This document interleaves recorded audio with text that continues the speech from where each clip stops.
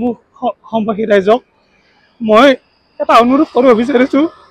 এই ওমেগা আই ক্লিনিকত মই 2015 চনৰ পৰা কাম কৰি আছিলোঁ, কিন্তু মোৰ দেউতা যোৱা মঙলবাৰে ঢুকালে। দেউতাৰ মৃত্যুৰ সময়ত মই ৰাতিপুৱা 9 বজাত বাইদেউক ক'ব গৈছিলোঁ, বাইদেউ মোৰ দেউতা ঢুকালে, মই ঘৰত যাব লাগিব। কিন্তু বাইদেউ মোক কৈছে তুমি কেনেকৈ যাবা, তুমি ডিউটি কৰিব লাগিব।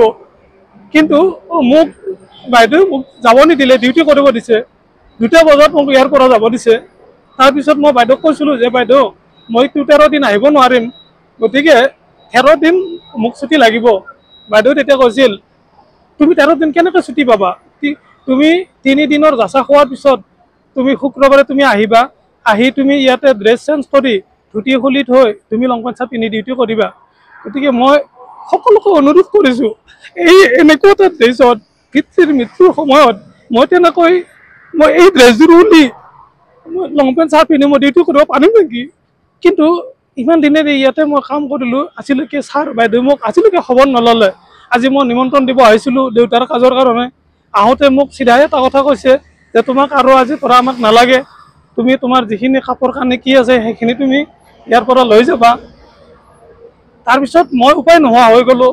হয়, এইখিনি মই এওঁলোকৰ আগত ক'ব লগা বাধ্য হ'লোঁ। এইখিনি মই নক'লোহেঁতেন, কিন্তু আপোনালোকে বিচাৰ কৰি চাওক, দেউতাৰ মৃত্যুৰ সময়তো এনেকৈ কোনো অনুষ্ঠানে ছুটি নিদিয়ে নেকি বাৰু? ছুটি নাপায় নেকি? এই নেকি আমাৰ অসমীয়া সমাজৰ ৰীতি নীতি নিয়ম? এনেকুৱা হ'লে আমাৰ অসমখন কেনেকৈ মানুহে কেনেকৈ চলিব? এইখিনি যদি মানৱতা গুণ নাই এজন ডক্তৰৰ, তেখেত চকুৰ ডক্তৰ, আই স্পেচিয়েলিষ্ট ডক্তৰ আৰ কে দাস, সকলোৱে শ্ৰদ্ধা কৰে, সকলোৱে চিনি পায়, কিন্তু তেখেতে মোৰ ক্ষেত্ৰত এনেকুৱা কৰিব নালাগিছিল। আপোনালোকে কথাখিনি ভালদৰে বুজি চাব, কিন্তু বাইদেউ এইখিনি কৰিব নালাগিছিল। মোৰ আজি বহুত বেয়া লাগিছে, বহুত দুখ লাগিছে।